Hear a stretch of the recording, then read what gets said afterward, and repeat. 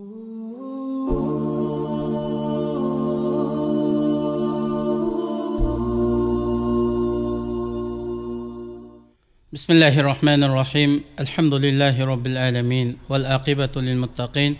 Esselatu vesselamu ala Resulina Muhammed ve ala alihi ve ashabihi ecma'in. Amma ba'd. Esselamu aleyküm ve rahmetullahi ve berekatuhu. Hürmetlik ustazlar ve qarindoshlar, bugünkü dersimiz yetavrash ve bundan ilinadigan ibrat ve neticeler to'g'risida to'xtalib o'tamiz.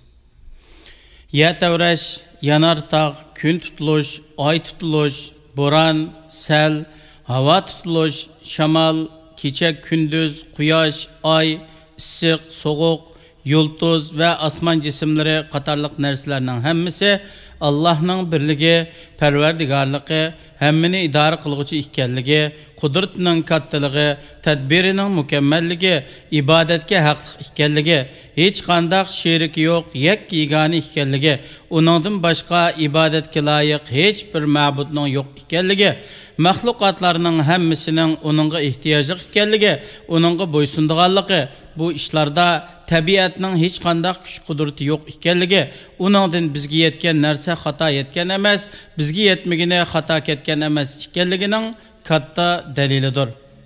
Allah subhanahu va taolo bu to'g'rida Qur'oni Karimda shunday deydi: "Inna fi xalqis samawati val ardi va ixtilafil layli van nahari la ayatin li ulil albab." Şübhisizki osmonlarning va zaminning yaratılışida, kechi bilan kunduzning navbatlashib turishida aql egalari uchun albatta ro'shan dalillar bor. Allah subhanahu va taolo yana mundaq deydi: "Va fil ardi ayatun lil muqinin va fi anfusikum afala tubsirun." Zeminda ve özünlarda Allah'a için etiqat kıldıqanlar üçün Allah'ның kudreti ve birligini göstərdiğən nurgun alametler var. Bunu görməmsizlər? Yana Allah subhanahu wa ta'ala mundaq deydi: "Awalam yanzuru fi malakutis semawati vel ardi ve ma xalaqallahu min şey."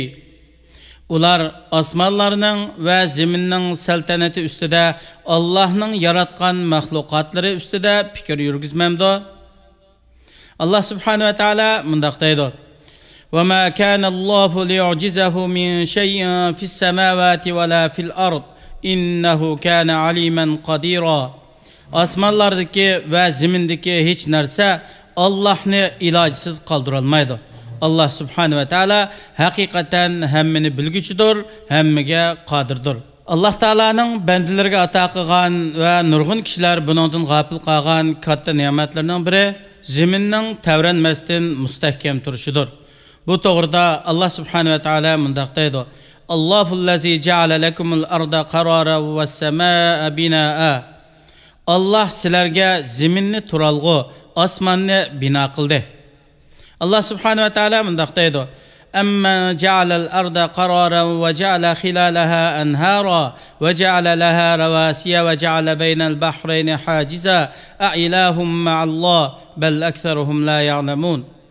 Zeminni insonlarga ve hayvonlarga turalg'u qilgan, uning turli taraflarida daryolarni quzgan, uning ustida tavrat ketmasligi uchun tog'larni o'rnatgan, ikki dengiz orasida, yani tatlık su bilen şorluk su arasında aralashib ketmaslik üçün to'saqlarni qilgan kim? Allah'tan başka ilah var mı? Başka ilah yok. Ular yani müşriklarning to'lisi bilmaydi. Allah subhanahu wa ta'ala zeminni qit'alarga bölüp mustahkam, sabit, öz ahli bilen hareketlenmeydigan, so'zalmaydigan ve tavrimaydigan qildi. Agar zemin undaq bo'lmagan bo'lsa edi, zeminde hayat köçürüş ve yaşaş rahat bulmaydı. Belki Allah subhanahu wa ta'ala öz fazli rahmeti bilen zeminni hareketlenmeydiğen, tavrimaydigan qilib yaydı. Bu to'g'rida Allah subhanahu wa ta'ala mundaq deydi: "Ve alqa fil ardi ravasiya an tamida bikum ve anharan ve subulan la'allakum tahtadun." Zeminning sizlarni tavritib etmasligi uchun Allah uningda tog'larni barpo qildi. Ziraatlaringlarni, chorva mollaringlarni sug'urishinglar uchun, eriq o'stanglarni izib qolmasliginglar uchun yo'llarni paydo qildi. Allah Taala yer tavrash bilan bandalarni sinaydi.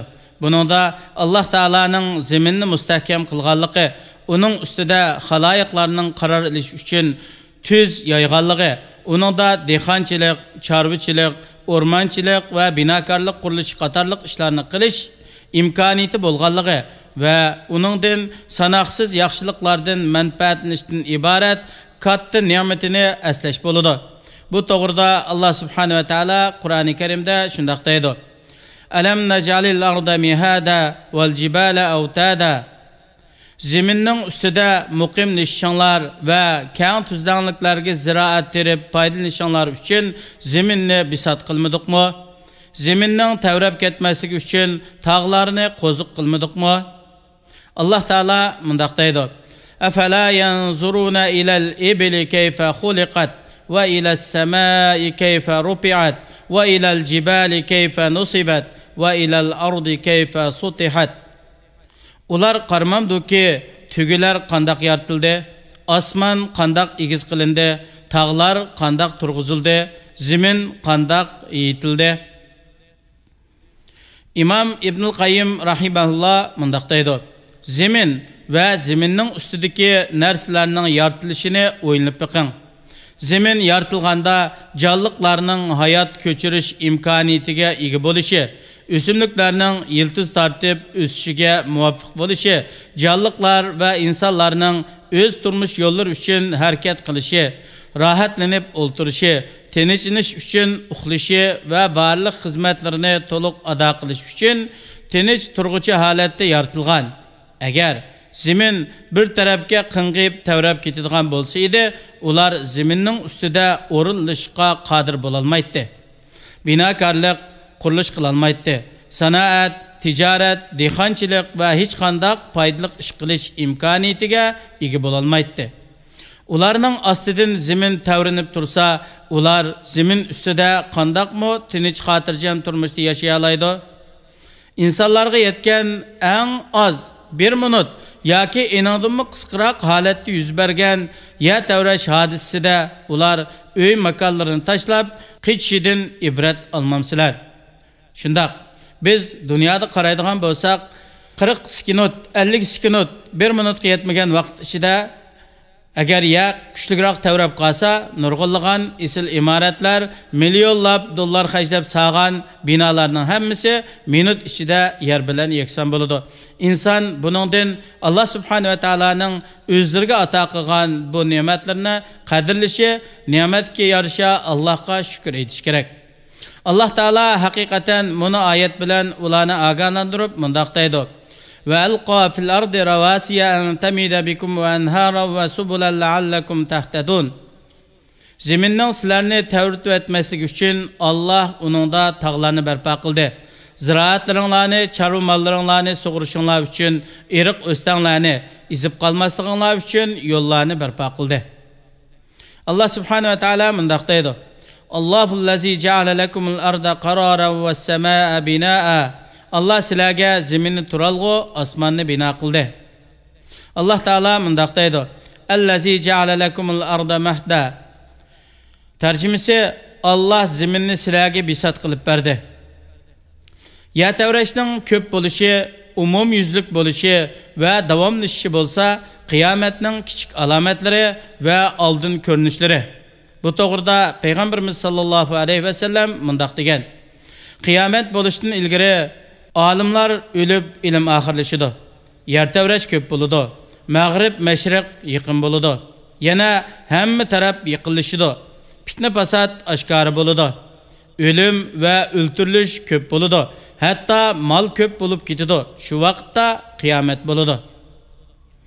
Dunyodagi yer tavrash bo'lsa, Alloh subhanahu va taolaning bizga qiyomatni, oxiratning hayvitini eslatadigan alomatlardandir. O qiyomatning alomatlaridan bo'lib, buning bilan qiyomat aslinadi. Alloh subhanahu va taolo mundaq deydi: Ya ayyuhan nasu ittaqu robbakum inna zalzalatas saati shay'un azim. Yawma tarawnaha tadhalu kullu murdi'atin amma arda'at wa tada'u kullu dhati hamlin hamlaha wa tara an-nasa sukara wa ma hum bisukara walakinna azaballahi shadid. Ey insonlar, Parvardigarlardan yani Parvardigarыңlarning azobidan qo'rqinglar. Qiyomatning zilzilasi haqiqatan cho'ng ishdir. U kunda har bir sut imayotgan ayol qattiq qo'rqinishdan tinqirab qilish bilan imayotgan bo'g'ini untiydi. Her bir hamildar ayolning bo'yidan ajrab ketadi. İnsanlarni mast ko'rsan, halbuki ular haqiqatda mast emas. Demak, qiyomatning dahshati ularni as-hushidan ketkizib etgan. Lekin Allohning azobi qattiqdir. Allah subhanahu va taolo mundaq deydi: "İza zulzilatil ardu zilzalaha va akhrajatil ardu athqalaha ve qalal insanu ma laha yawma idhin tuhaddisu akhbaraha bi anna rabbaka awhalaha yawma idhin yasturun nasu ashtatan liyuraw a'malahum." Zemin qattiq təvirtilgəndə, zemin qoynidagi yüklərini, yani mədəllər, otlar, ölüklərini çıxarğanda, insan onunğa, yani zeminға nemi boldu degəndə, bu gündə zemin özünün xəbərlərini, yani onun üstüdə işlənən yaxşı yaman işlərini məlum qılıdı. Onun məlum qılışı Parvardigarının onu şundaq qılışqa əmr qılğanlıqdandır. Bu gündə kişiler qılğan əməllərinin nəticəsini görüş üçün top bulup tarılıb getidi.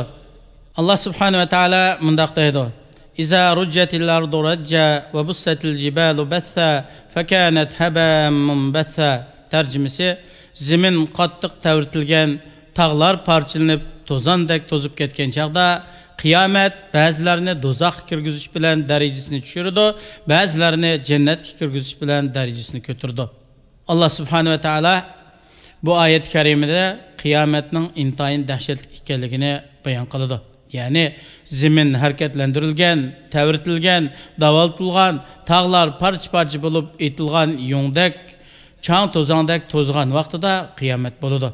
Allah subhanahu wa taala her birimizni qiyomat bo'lishdan ilgari o'zimizni tuzab, amallarimizni isloh qilib, Allohning tarafiga qaytib, bizning dasturimizni shu Qur'on, hadis ko'rsatmasi bo'yicha ilib birib, Allohga yarig'idek shaklda amal ibodatlarni qilib, Allah subhanahu wa taolaga muloqot bo'lishni muyassar qilsin. Vassalamu alaykum va rahmatullohi va barakatuh.